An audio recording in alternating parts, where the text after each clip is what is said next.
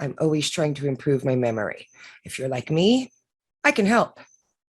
Hi, I'm Toni Scorsese. Join me for the next few minutes to discuss memory. We'll consider processes, focus on strategies, and do some questions together to practice savvy test taking. Let's get started.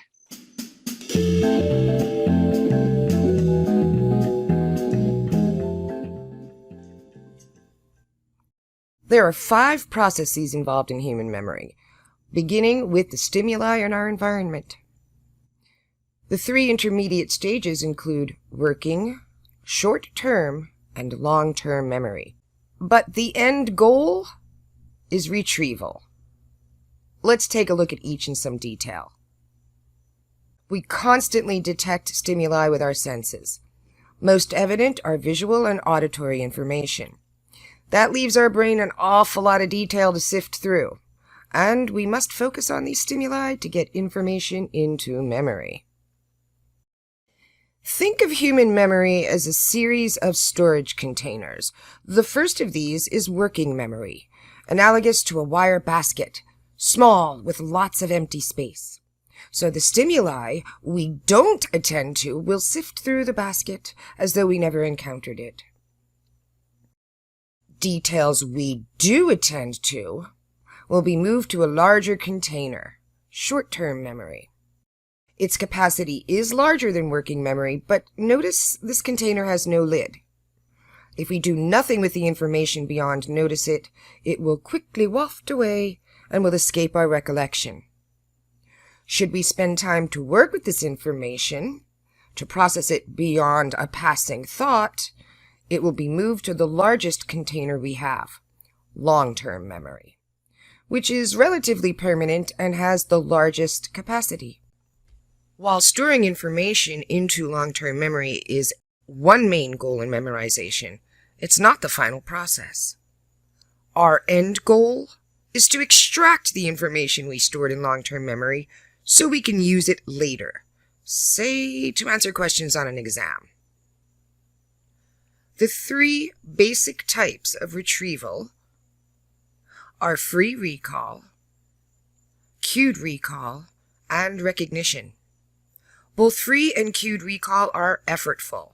Retrieving information with recall feels almost physically difficult. Recognition, on the other hand, is the easiest of the 3 as it requires us to simply identify information. All right, let's review what we've learned thus far. Feel free to pause the video while you work on the question. We'll review it together when you return. Let's see if we can help poor Renee. Notice this question stem has 2 parts to it, which format she would prefer and why. Also notice the answer choices are split in half, twice actually. You see, multiple choice versus essay, and recall versus recognition. This is what's called a 2x2 format. We like this because it enables us to make quick eliminations. We approach this format by tackling the first half of the question stem and the first half of each answer choice first. Which would you prefer? Multiple choice or essay? Yeah, me too. Intuitively, multiple choice is just easier. I think Renee would agree with us. Therefore, we can eliminate right off the bat B and D, because if half the answer choice is wrong, the whole thing is wrong. That leaves us only with A and C. Does multiple choice rely on recall or recognition? Right, recognition. Eliminate A and C is the correct response. Excellent work. So, how do we move information to be remembered from our sensory experience to long-term memory and find that information again when we need it later? That's called encoding, and there are several types. We process information primarily through our visual and auditory senses. A higher level order of encoding is called semantic, which refers to the literal meaning of words. Finally, there's elaboration. defined as linking information we're trying to memorize to our existing long-term memories.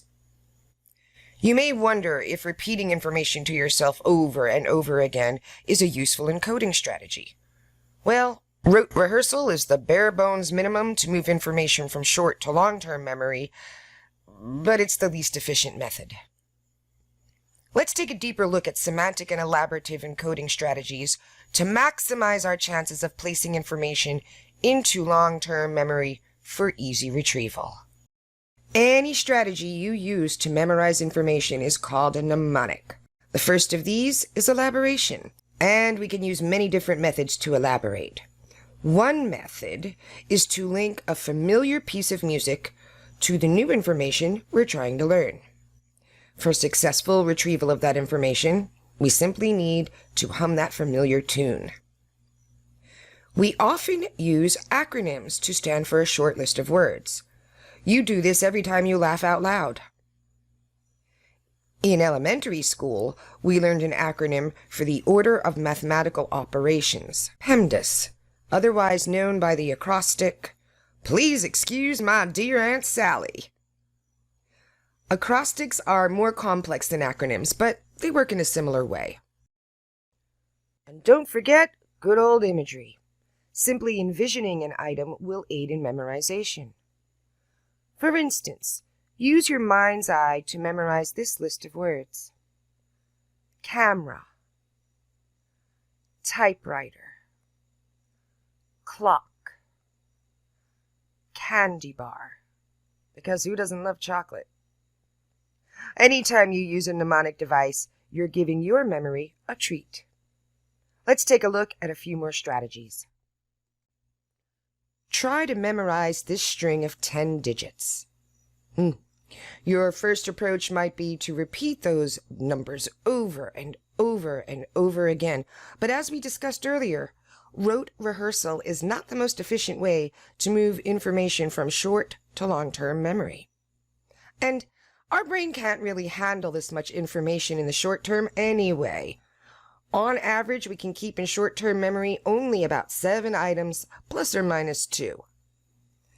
There must be a better way, then, to commit this string of 10 digits to memory.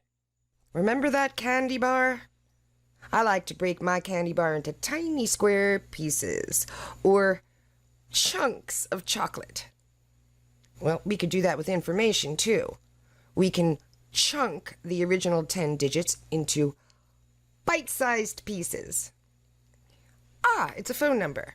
And while there are still 10 digits to memorize, our brain treats each of these 3 chunks as one bit of information, making it easier to remember. As you can see, using mnemonics to encode information is quite helpful. The best approach, though, is to combine these techniques. The more encoding we do initially, the more quickly we can anchor material into long-term memory and more easily retrieve it later. You've been using mnemonics since before you entered school. Let's take an example of elaboration and chunking together. There was a song most of you probably learned that prepared you to read. To what song am I referring? Yes, the ABCs. A, B, C, D, E, F, G, chunk. H, I, J, K, L, M, N, O, P, chunk.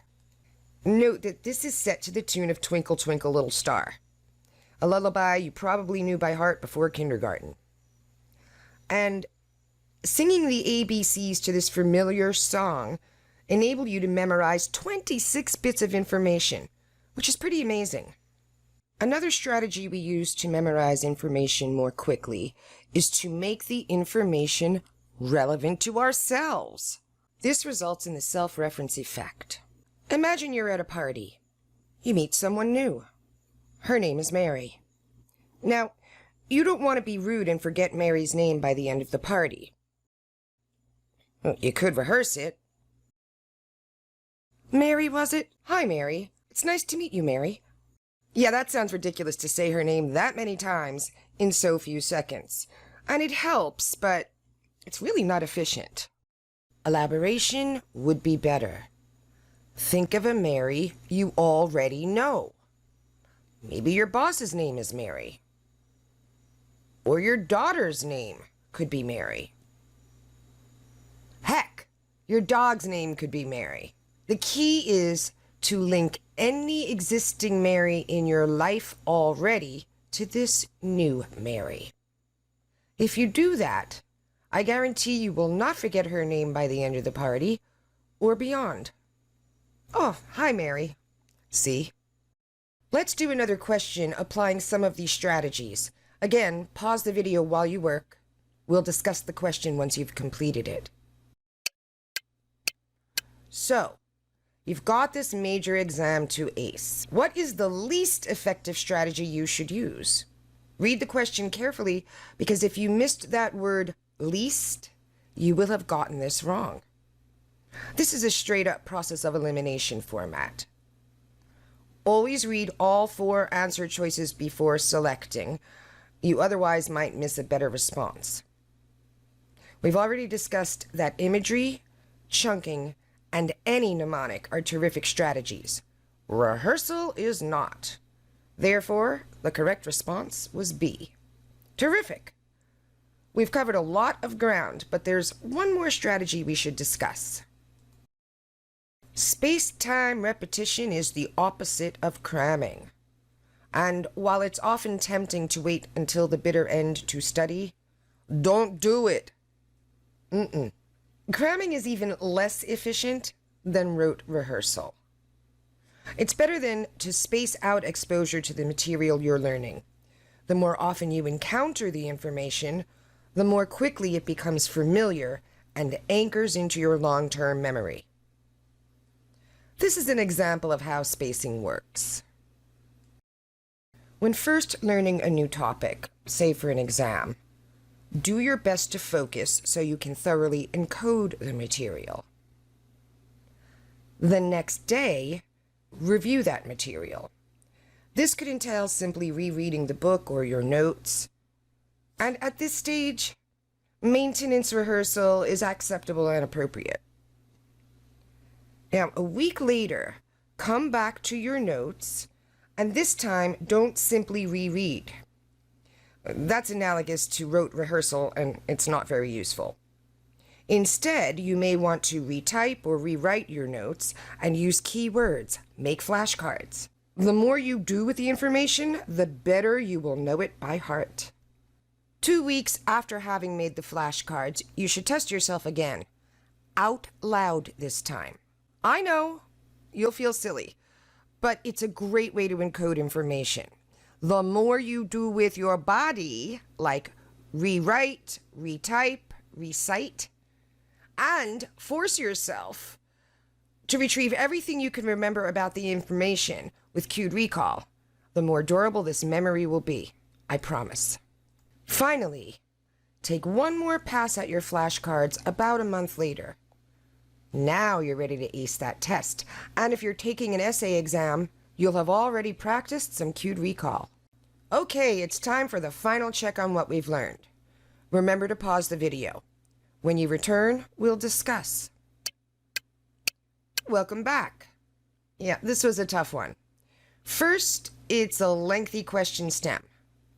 Secondly, it's a Roman numeral format, and many people don't like that format. But I have a trick for you, don't worry. All right, let's unpack this.